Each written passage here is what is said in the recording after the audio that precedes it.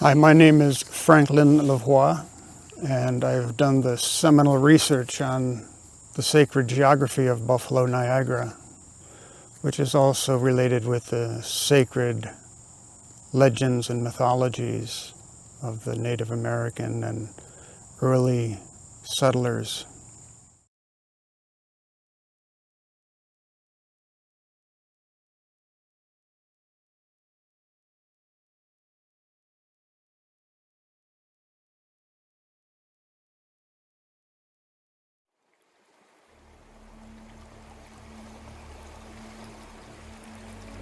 Zoar Valley, I have personal experiences there that are, clearly unbelievably supernatural.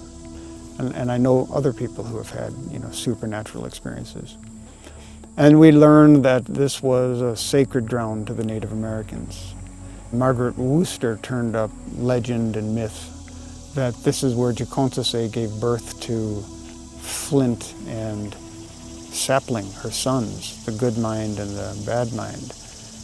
What really we mean is the well-nurtured and the narcissistic brothers, so that we have one that has a healthy developmental state of community and the other that is just sick for want of nurturing and for want of a soul, for want of the divine feminine in one's own core in order to bring nurturing qualities to life, even in one's own soul, rather than the hard suffering of a narcissistic wound and the isolated pain of the narcissistic situation.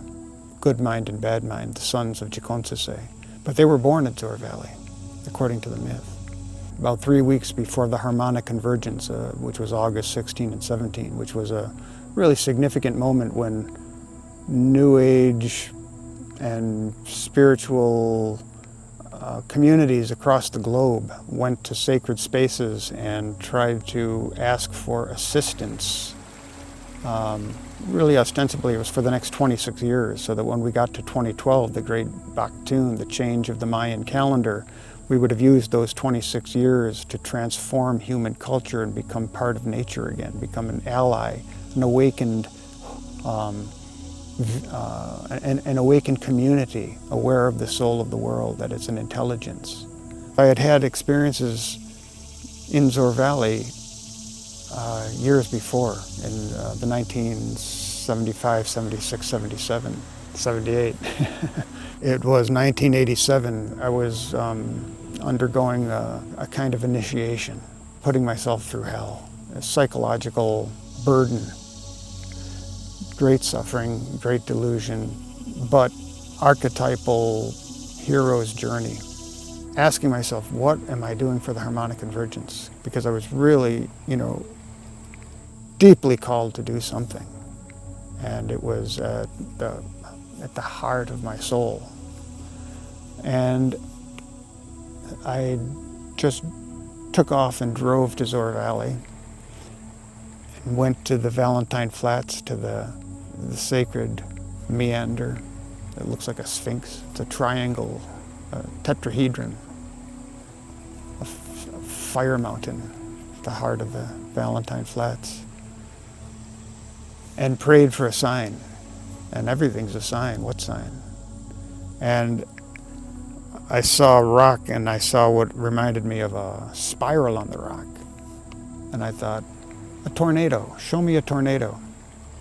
If I see a tornado, I'll know that I'm not just delusional, but that I'm really praying to a Holy Spirit that is really aware that I am here asking for guidance. Following morning, I was down where the South Branch and the Cattaraugus come together, and which is just below this big, 300-400 foot high tetrahedron sacred mountain, and playing my pipes. I had 2 little pipes, and all of a sudden all these turkey vultures come, like more than I'd ever seen.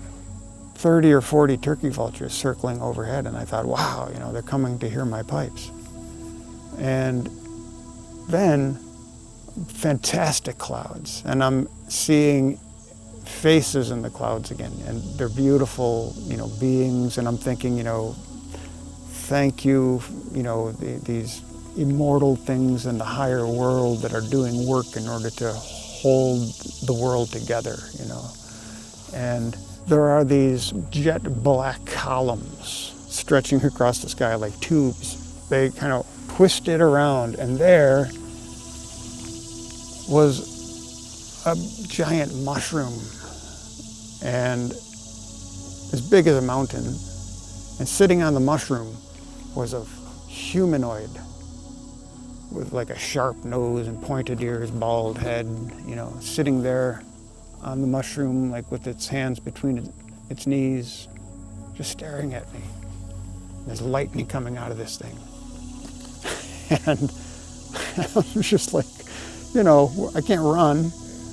And I'm thinking, well, this is the imagination. I know what I'm seeing is real, but at the same time, there's nothing that anybody would ever believe that it could be real, but there it is, a phenomenon beyond belief. 2 days later, I'm reading yesterday's paper, which is the day after this happened, and there's a little thing about a tornado touchdown in Zoar Valley. So now I was like, wow, unbelievable. I had prayed up a storm, but I had also seen a Hino. Now a Hino is related to Buffalo's mythology because a race of stone giants attacked. They were cannibals.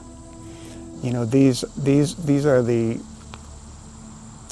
perilous encounters that J.R.R. Tolkien was referring to when he talked of the perilous realm, the imaginal realm, the realm that is open to the higher faculties of the imagination.